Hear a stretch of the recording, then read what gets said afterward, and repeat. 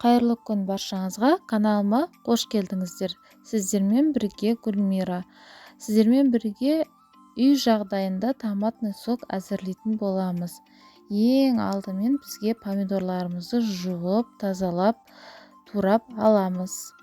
Тартқыштың көмегімен помидорларымызды майдалап аламыз.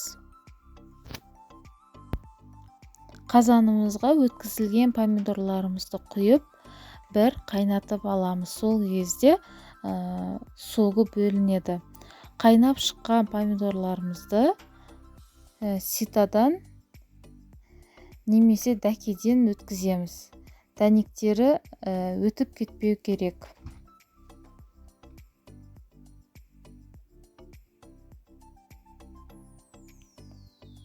Мінекей дайын болды. Осындай әдемі сок шығатын болады. Осыған бір ас қасық шекерімізді, майдалап турап алған чесногымызды,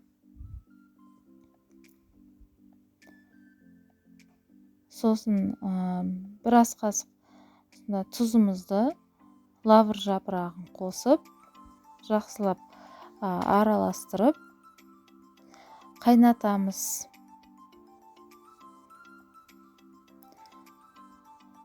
Банкілерімізді стерилизациядан өткізіп, осында мен кішкентай помидор қолдандым. Сіздер өз қалауыңызша үлкен қатты помидор қолдансаңыздар болады. Барлығын жайғастырып аламыз. Мен жартылай саламын помидорларымды.